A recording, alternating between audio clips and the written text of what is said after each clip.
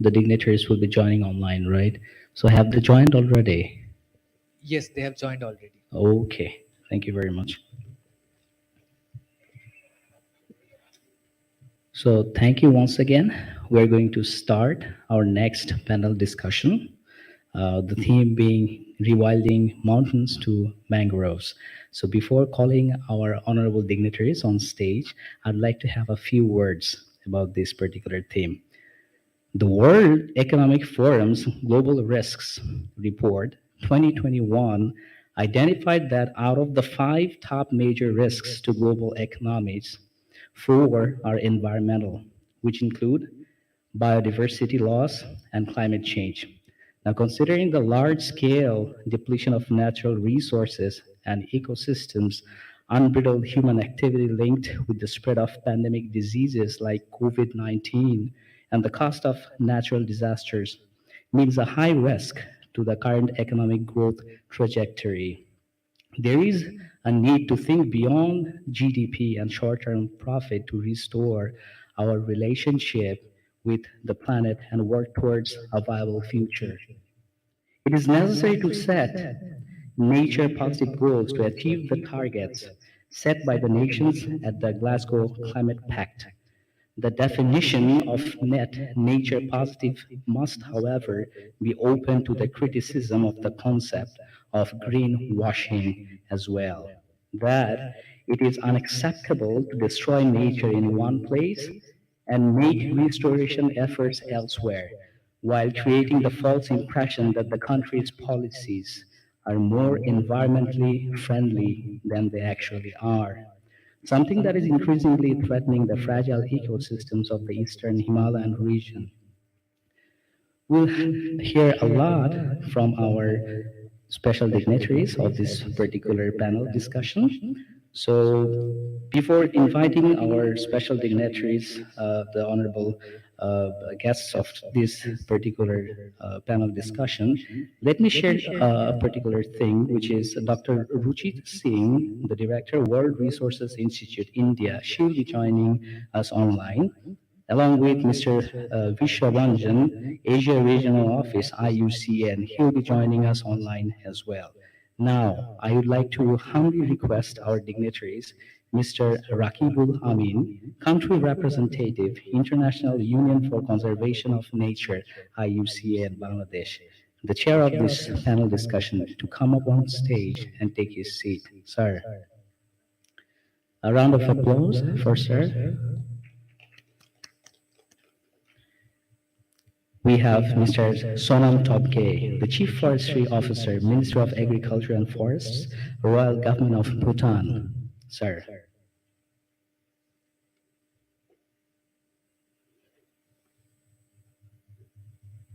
We are also delighted to have Mr. Iqbal Abdullah Haroon, Additional Secretary, Ministry of Environment, Forest and Climate Change, Bangladesh. A round of applause for sir. We also have Mr. Amba Jamir, Integrated Mountain Initiative. At this point, I would like to humbly request if we already have the two of our dignitaries online. So this panel discussion will be moderated by Mr. Rakibul Amin. So I'd like to request sir to start this particular session. Thank you. Thank you. Thank you very much. It's an interesting topic that we're going to discuss, though not many participants I can see,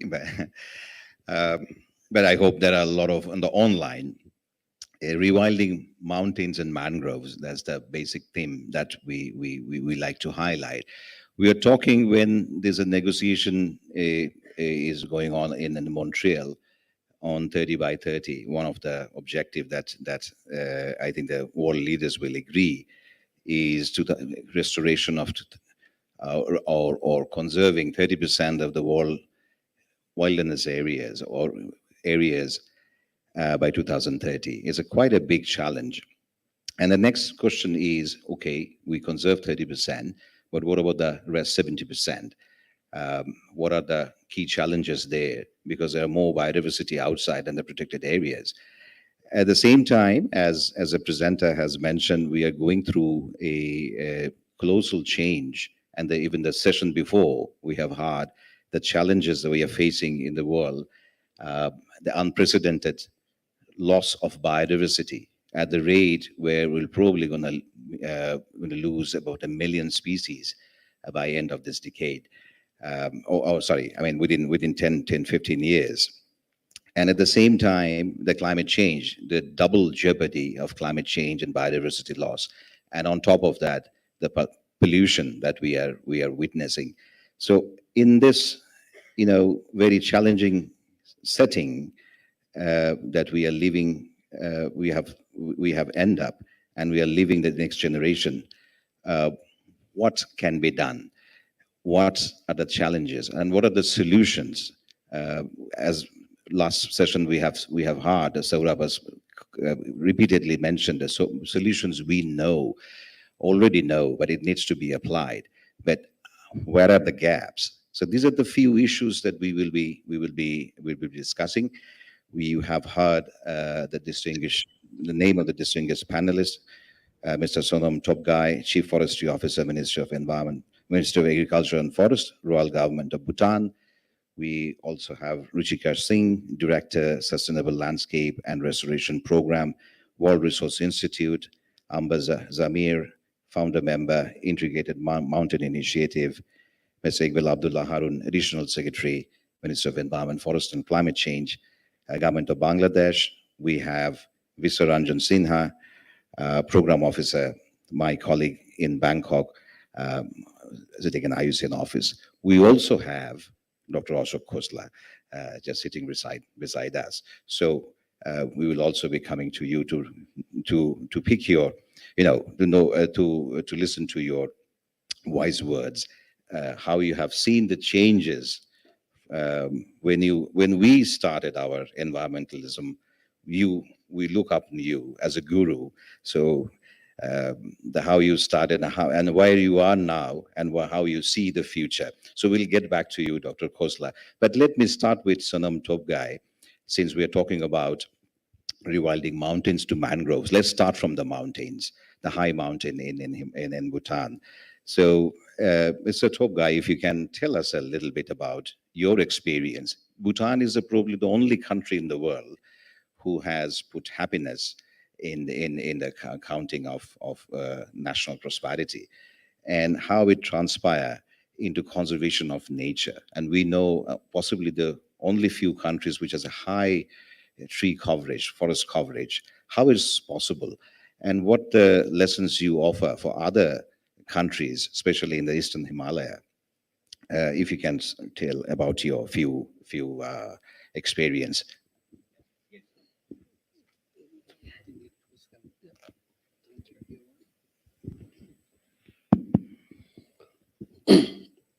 Thank you. First of all, I would like to take this opportunity to thank the Bali Para Foundation for having me here with this elite gentlemen here.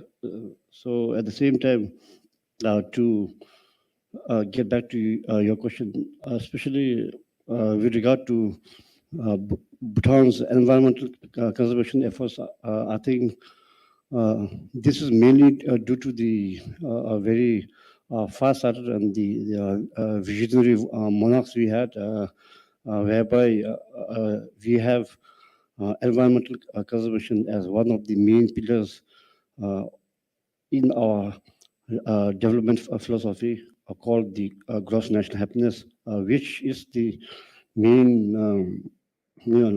driving vision for the country. So, at the same time, now, if I break it down to the sectoral, environmental conservation aspect, Bhutan takes environmental conservation very seriously. This is due to the fact that we are aware that we live in a very fragile and mountainous region, and for us, we believe that environmental conservation is not just an occupation for the government, but it is our lifeline. And that's why I think the rural government pursues, the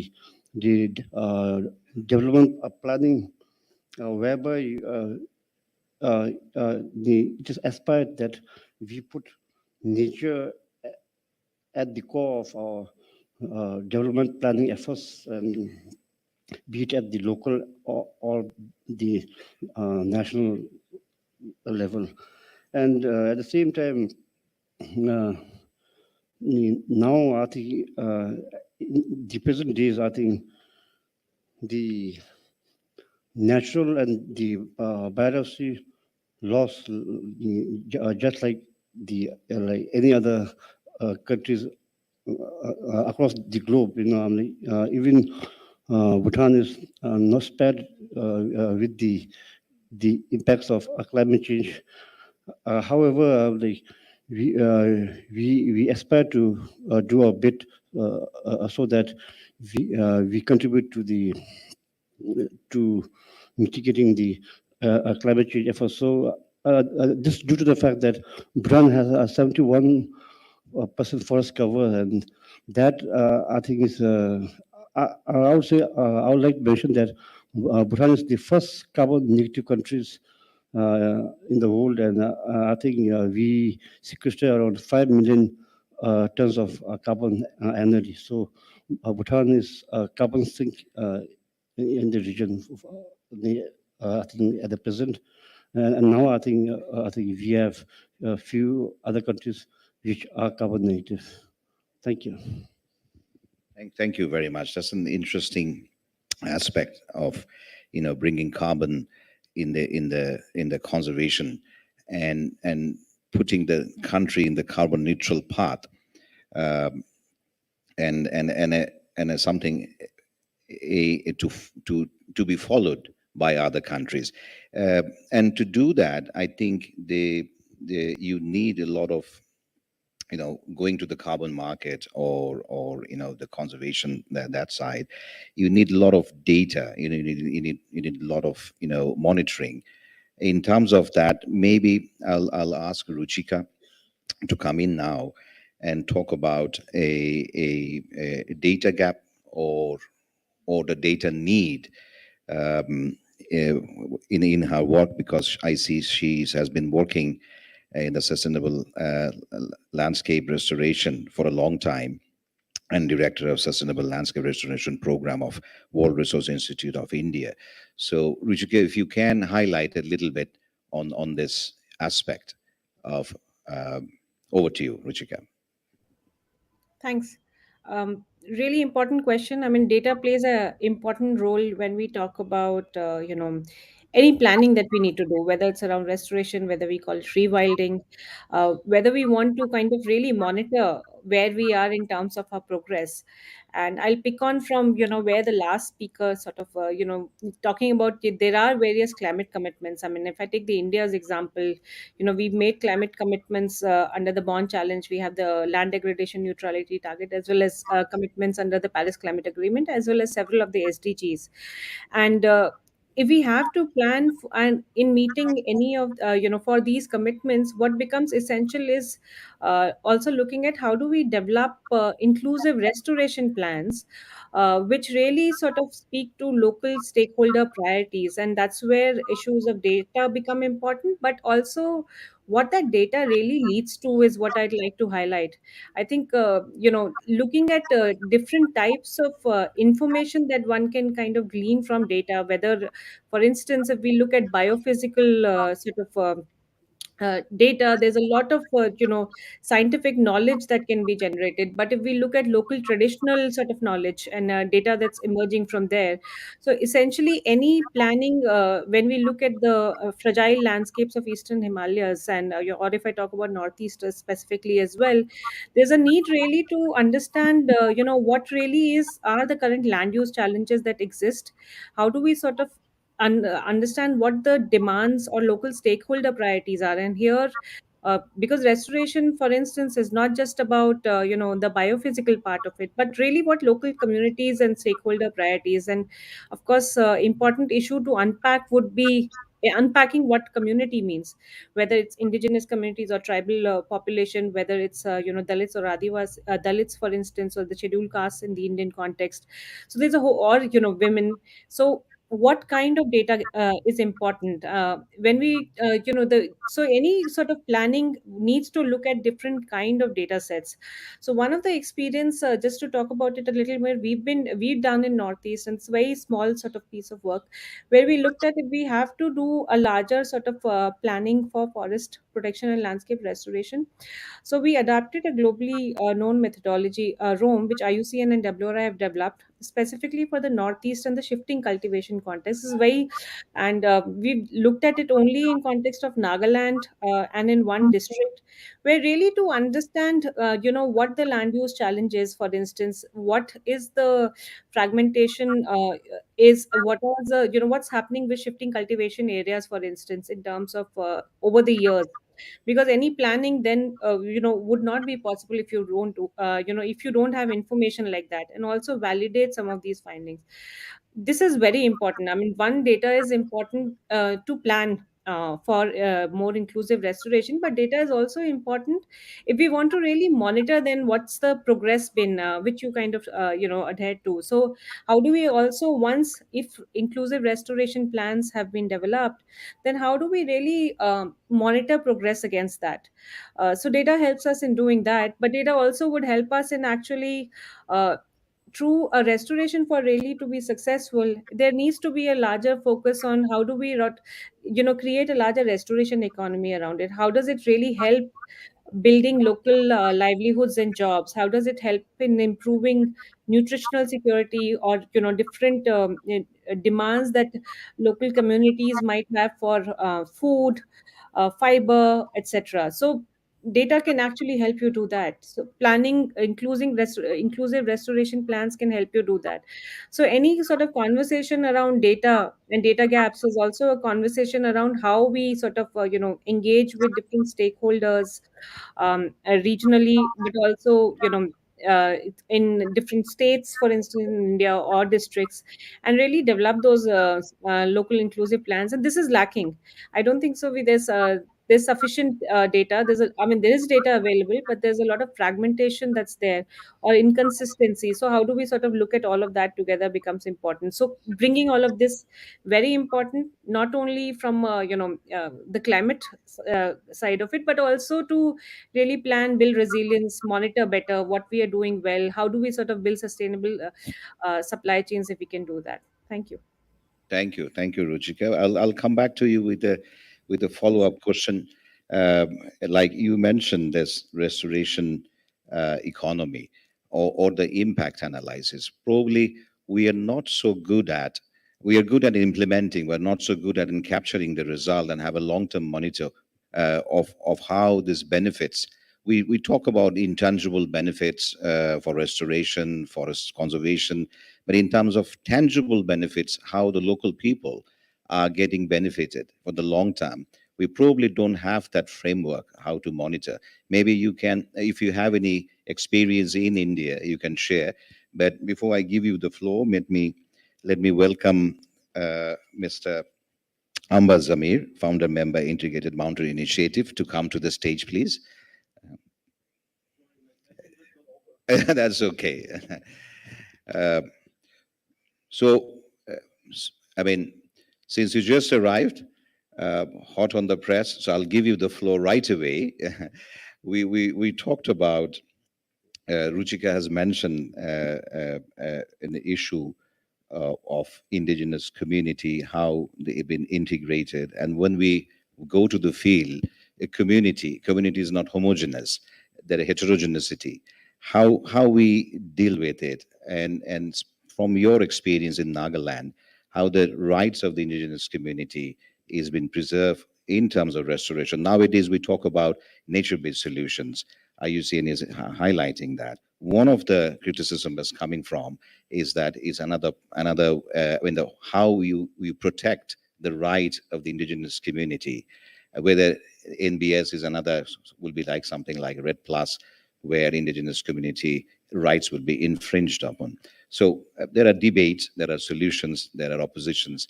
What is your take in it from the Nagaland? Thank you very much. Sorry, I was a little late because my earlier session just got over. So here I am. In the context of not just Nagaland, but the northeastern part of India, the rights of indigenous communities are pretty well protected by the constitution in terms of a sixth schedule for some states and Article 371 and many other articles that are there. So in terms of tenurial rights, it's not as contested as it is in other parts of the country or other parts of the world. So that is my first comment. But in terms of the rights of the community to plan and do things the way they want, or the lack of an FPIC process of development programs and policy regimes that make intrusions into common property land resources and regimes. I think that is where the issue is. It's a very thin line, and yet many a times alienation of communities when a lot of afforestation or rewilding activities are being undertaken, or in some cases not paying enough attention to native species that exist within the community forested areas, which could be of value in terms of spiritual, in terms of food, in terms of disaster risk reduction, and in so many other things. So valuing biodiversity not only from an economic perspective, but also from a social capital perspective, I think is very, very important. Excellent. I mean, this is very important. And next session where Dr. Khosla will be sharing exactly what you say, like how you value. There is a monetary part. There is also a social side, value attachment, and how I mean how we can make it a balance. The social attachment still we have, but still the degradation is happening. So market is giving a different signal, and then maybe we will come back to Dr. Khosla to say a little few words about it. Um, and yeah, so before we give the chair to Dr. Khosla, maybe I'll go back to Vishwa, because he's also working on the indigenous community rights on the Meghna Basin, documenting the best practices on the both side of the border, and also challenges. So Vishwa, if you can share a few of your experiences. Thank you, Boy. I have just, because I was not sure that questions will come one by one. So I just wanted to, explore a few things today with everyone. And as I see is that today it's about, how we design and monitor rewilding initiatives to ensure benefit for both people and ecology. And a lot of issues around conservation versus nature-based solution and greenwashing is coming. So, and Ruchika also spoke about the need for data and monitoring. So where is that framework which can help us actually avoid greenwashing and ensure that monitoring actually helps and benefits the local community and is sustainable? And then looking at some examples from Meghalaya on why it is important to strengthen the local community, and considering here's is the map of Meghna River Basin, which is shared by Bangladesh and India. What could be the motivation for rewilding in Meghna River Basin through cross-border collaboration? So I won't take much time. So you already mentioned, okay, bhai. So IUCN, I look at rewilding as something uh, similar to nature-based solution, which is about conserving the ecosystems for the benefits of the people. And here is a definition which was adopted by IUCN in World Conservation Congress 2016: actions to protect, sustainably manage, and restore natural or modified ecosystems that addresses societal challenges effectively and adaptively, simultaneously providing human well-being. So two sides of the issue: how we protect the ecosystem, rewild it, but how it is directly solving some of the societal challenges. So, on the question of ensuring how we ensure that any effort towards rewilding is right. It's not doesn't lead to maladaptation or something wrong. So or greenwashing. So here, I mean, IUCN has worked with more than 10,000 different stakeholders across the globe to develop a very detailed criterias and indicators to monitor nature-based solution initiatives. And the whole starting point here is how we address the societal challenges by working closely with the community who are actually affected. And then the criteria two is about thinking not just when we are doing a rewilding or nature-based solution, not just looking at the local site. It might be local intervention, but keeping the whole scale or the broader systems view in mind. And then it should lead to or contribute to SDGs like biodiversity, ecosystem integrity, viability, inclusive, transparent, and empowering government system. Criteria six is more linked to trade-offs. So basically, I mean, it's not many times what is happening is that you're just people are or it's as a greenwashing. It is proposed that okay, we need to restore this area and somewhere else we are losing. But understanding that how to equitably balance trade-offs is important. Then adaptive management is the criteria seven, and it's appropriate jurisdiction context for the NBS or policy integration. Whether whatever we are doing, it is leading to any change in policy, improving it is the last criteria that we need to monitor. So this, I just wanted to quickly introduce this as a we are talking about data and monitoring of rewilding efforts. So these criteria could be useful. Now, the point number two about inclusive governance. So here we see like one very good example of why indigenous community institutions should be our target. So Garo communities in Meghalaya's Garo Jayanti Khasi, they have a tradition of conserving. Yeah. Yeah, just so what we have seen here is that locally, because of environmental or food security triggers, local communities, one good example from Meghalaya, where they started protecting Mashel, which is the tiger of the freshwater system, and they started conserving local pools where these Mashel aggregate and breed. And it was later supported by the local governments, and it was upscaled by through Meghalaya State Aquaculture Mission support, and now there are more than 100 sites. So one example where actually you see if something is led by local community, they understand the issue and they try to solve it. It has a scale. It can be up a scale very easily. Some result here, like what we have seen, is due to these conservation efforts, people are getting uh, better catch in different parts of the river system. So this is one example we need to replicate and think about. Um, just last thing, when you're talking about the cross-border context, here is the like how we think about rewilding in the cross-border context. So one thing is like we are talking about Naturenomics, benefit sharing, and it's important to understand how any intervention, if it is benefiting a particular target, it could be, it could kind of generate some benefit for uh, the upstream people. And this is an example of the basin where you see that forest, the land, the ecosystem services coming from forest is mostly located in the Indian side, and it actually, but these is important for the what is happening in the Bangladesh, in the How region, and what are the priorities and motivation for cross-border collaboration in Meghna Basin for rewilding. And what we have seen is that um, how we can better support the local community through the development of green value chain, diversified local livelihoods to manage forest degradation issues. Silting has been emerging as a big issue and motivation for the two countries to participate and collaborate because Haur is one of the food bowl for Bangladesh, and due to land use changes and climate change, silting has been becoming a big issue, and also floods, and also like working together on managing the water quality.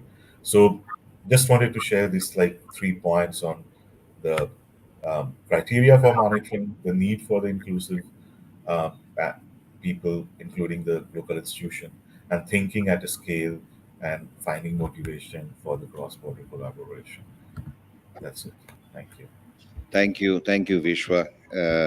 Thinking in scale, uh, is, you know, when we're talking about this Eastern Himalaya and rewilding, and also the countries are divided politically, but the ecosystem is not. The rivers are not. So we have to think beyond the political border, and we have to think at the scale.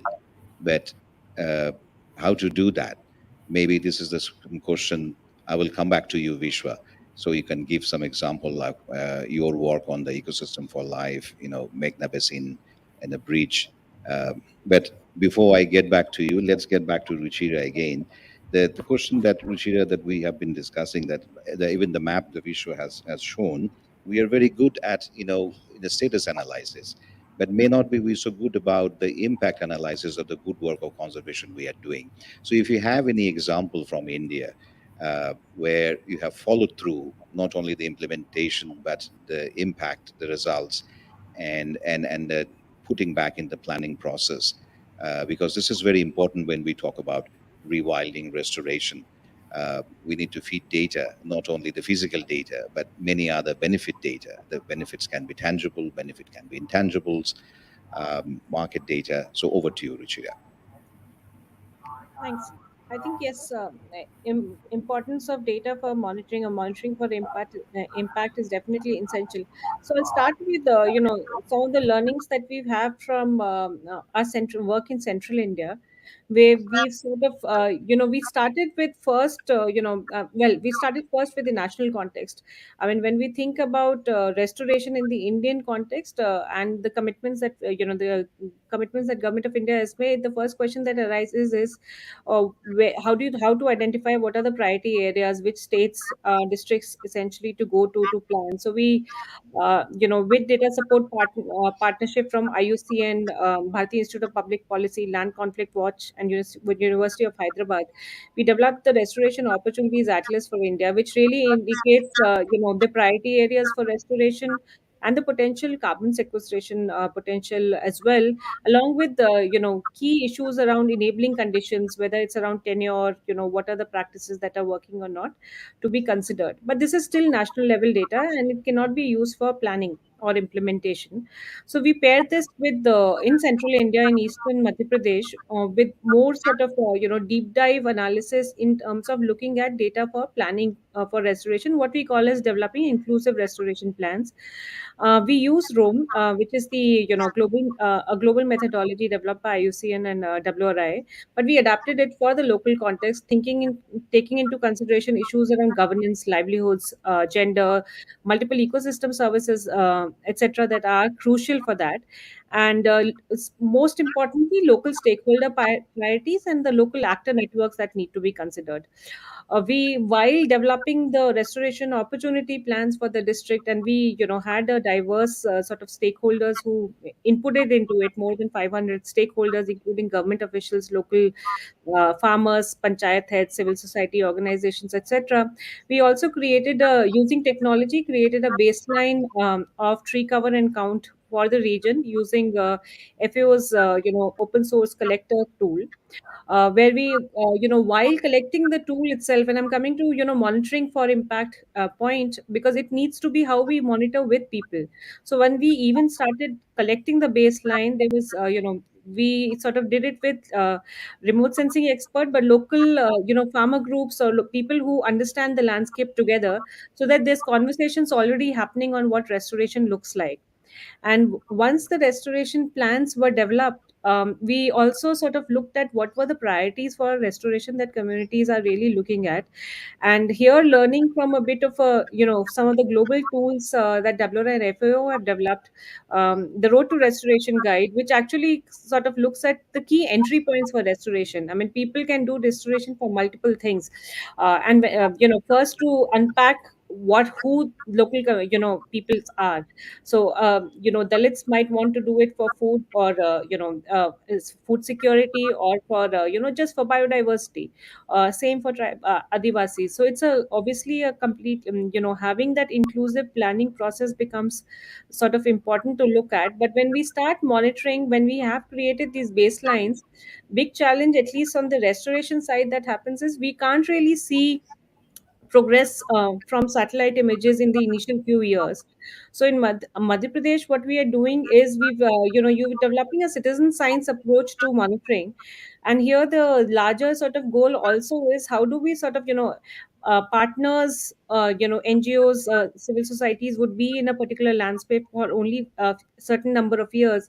So can we create larger conversations with local gram sabhas or local elected bodies or local user groups on restoration? So the citizen science app is essentially a tool which is helping creating data and on what the current progress might be on restoration in the pilot that we are doing currently with government of Madhya Pradesh in 9,000 hectares. But it is also creating that larger conversation where local communities will discuss what to do in this area post the current program ends.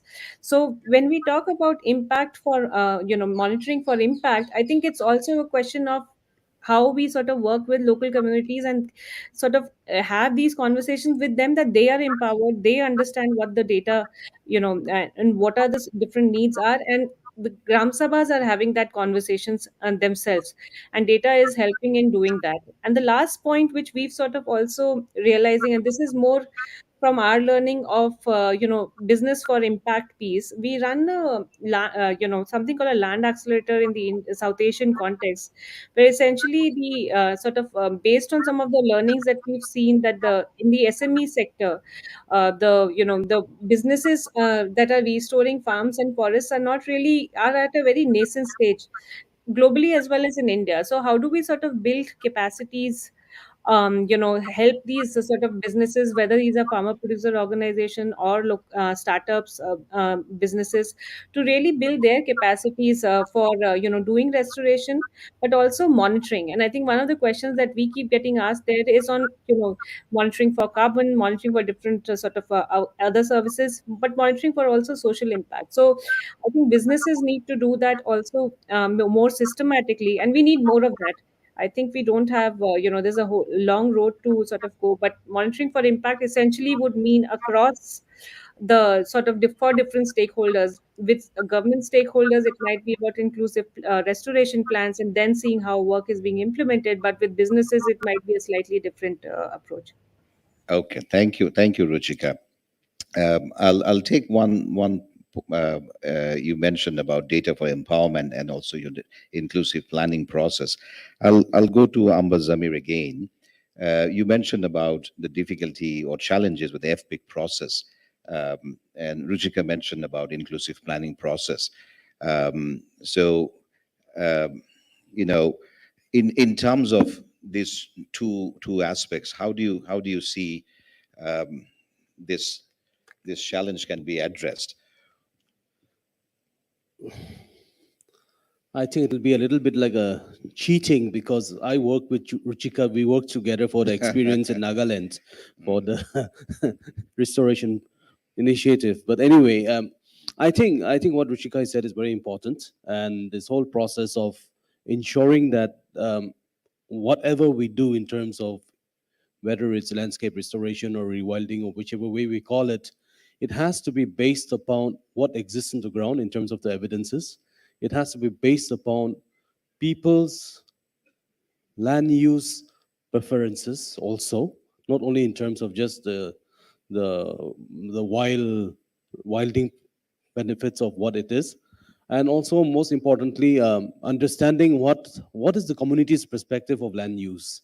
How do they design the land use? Is it just about keeping a forest as forest and keeping a landscape as a farm, or are there many other categories in between? It could be a bamboo grove, it could be a palm tree grove, it could be an orchid grove, it could be an endemic mushroom growing sprouting area, and so many other things. And I think that is very important to keep in mind, because each one of these provide different services, not just for the community but also in terms of the ecosystem, in terms of ecosystem service. That is one. The other thing is also the whole issue of benefits, who benefits what.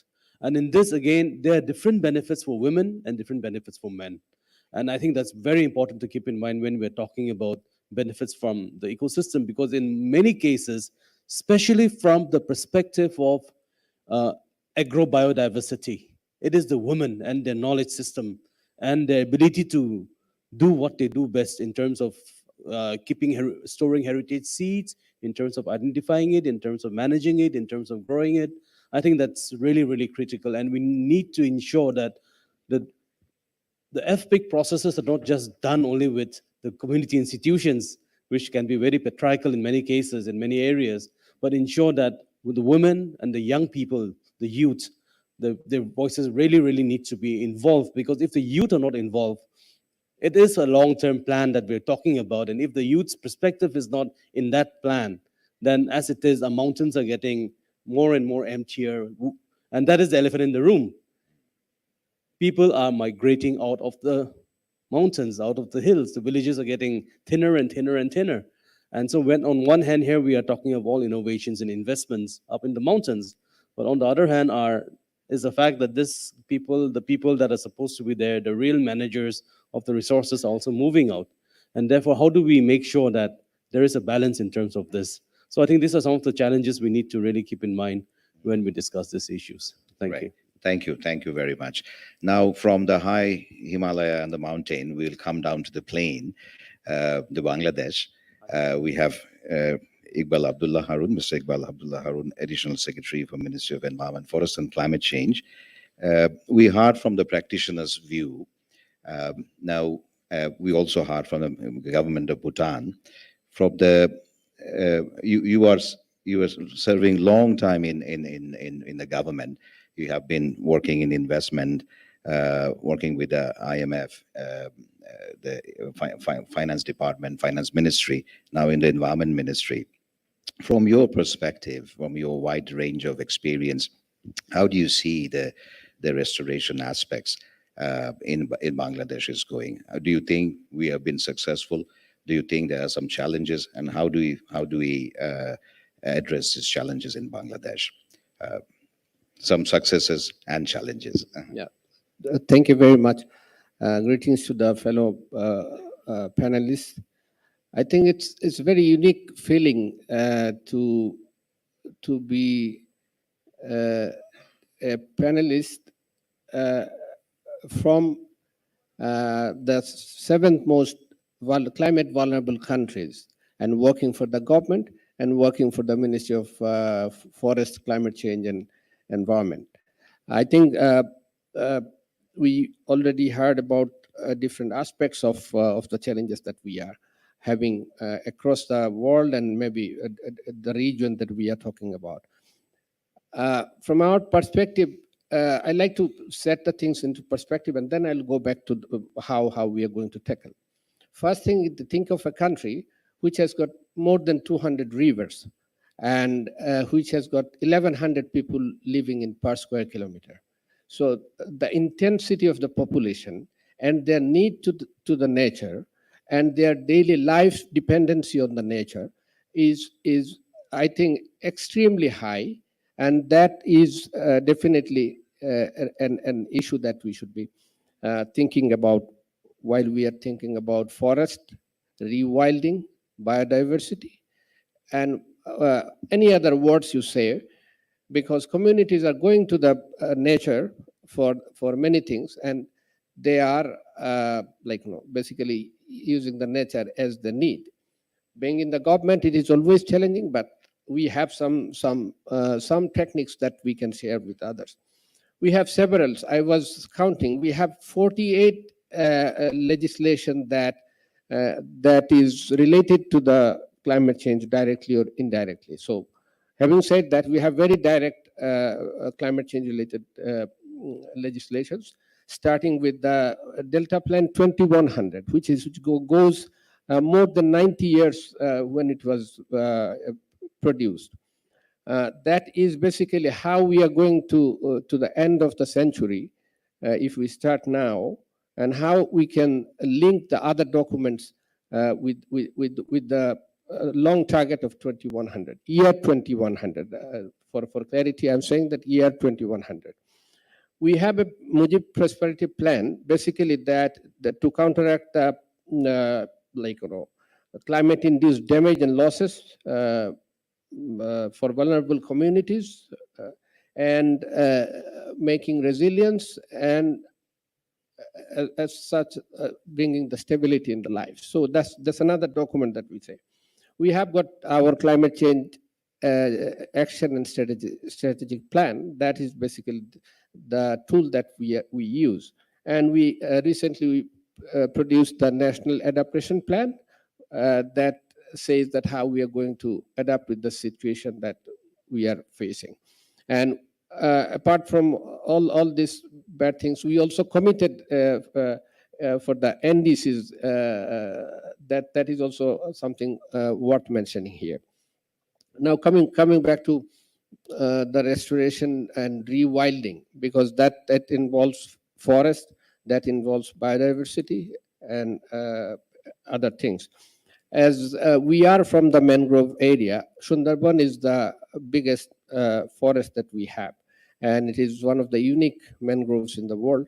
It is still inhabited by 114 Royal Bengal tiger, many of the deers community, and different other species. And it is, you know, that it is the one of the World Heritage Site. So our activities are we are trying to implement is through the different projects specific on the issues that we are facing in different parts of Sundarban, different parts of the country, and different parts of the, like, you know, depending on the situation, either in the like, you know, Char area, in the salinity area, or maybe in the hill area as well. So we have more than 200,000 hectares of areas we plan to be restored, which is in hill, through the species that we use for the forestation. We have elephant, gharial, dolphin, vulture, shark, and rays. But again, we have different programs for that, and we are trying to conserve each of the communities. But again, in the Sundarban, you know that it's a big area, but it's very difficult to manage it through the forest department itself manually. So we have got a smart patrolling system we recently introduced that uses a drone and based on the stations, so that rapid response teams can reach the area where poachers or intruders can be detected and can be apprehended. So that's something that we are trying to use. Again, we declared 53 protected areas. We have 13 ecologically critical areas, and we have 2 marine protected areas. So those are another ways that we are trying to protect the biodiversity as well as the forestry. We are trying to use the land, since we have very limited land left for the forestation.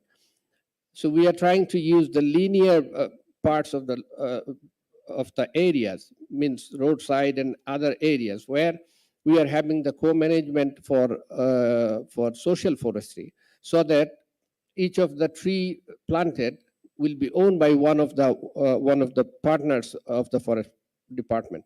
And once they have that ownership, they keep taking care of the tree, and they get the benefit out of that once it is big and it is sold, and they replace with another one. We declared 52% area of our Sundarban as wildlife sanctuary.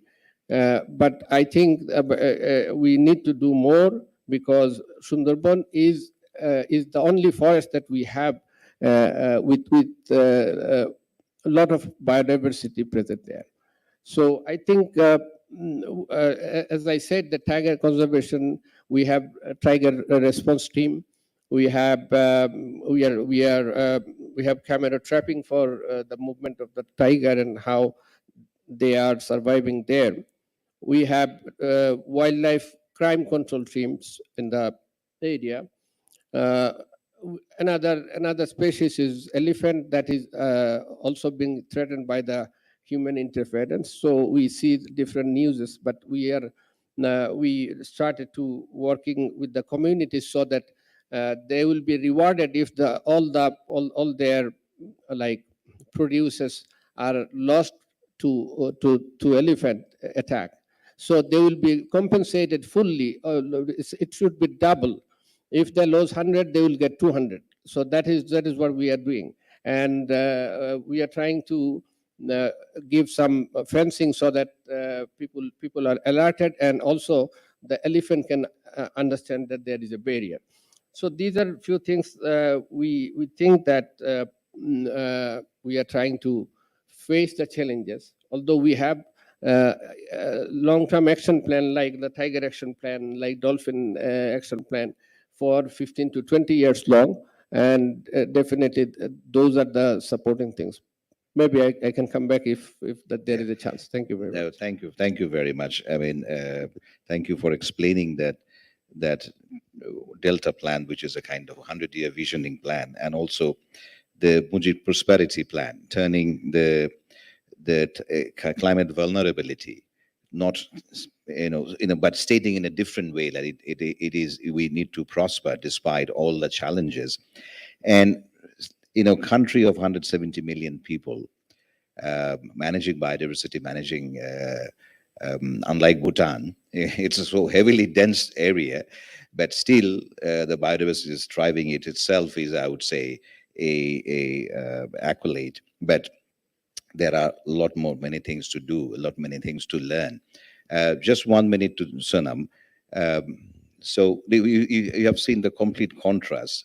71% forest coverage in Bhutan. Bangladesh, probably we have 15 to 20%. 170 million. We have about 3,000, on average, about 1,000 people. And a few of the areas where the density is more than 10,000. But still, we have biodiversity there. If you go a little up, where the indigenous community, Sylhet region and the Manipur, Nagaland, look at the whole landscape. What is the one word or one wisdom you can share for rest of the countries? Because when we say rewilding in Eastern Himalaya, it's not one single country. It's the landscape that we are talking about. One single word or one single sentence or just 1 minute, your wisdom, how these 3-4 countries can come together for this landscape restoration.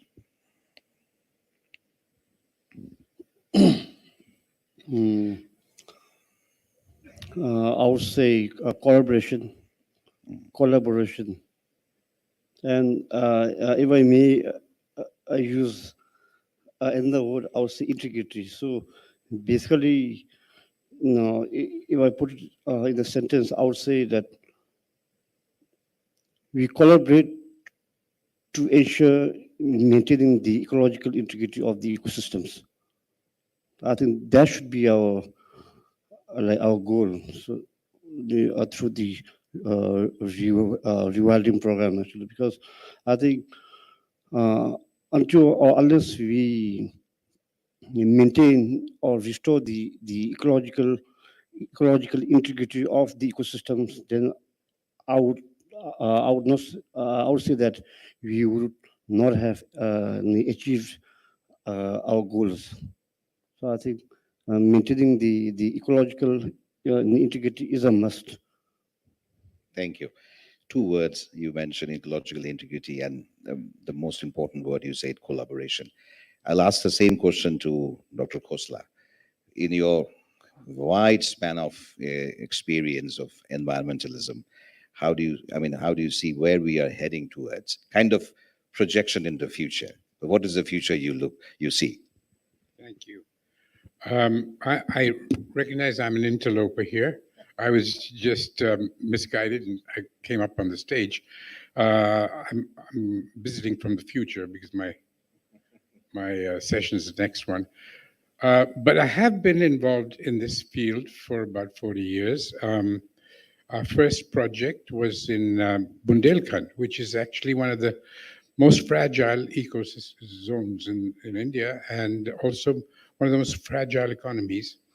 And we got into the business of what you might call forest natural regeneration by taking lands that had been completely degraded, semi-urban, they were peripheral to small towns, but these were obtained on a lease from the forest department, And what we basically did was protect them from animals and ensure that every drop of water that came stayed in that area. So basically, within 15 months, we could regenerate a natural forest.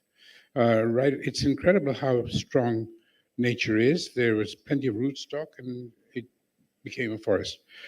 After that, I realized that this was a reasonably benign way of and affordable way of bringing back forests.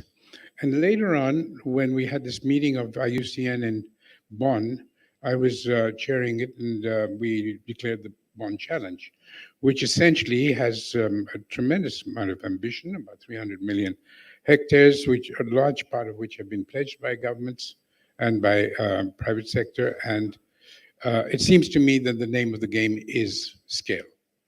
And obviously, we need to converge. So my word, single word, in addition to collaboration, is convergence. We need to bring all these ideas about rewilding, nature-based solutions, etc., into the regeneration sort of bag.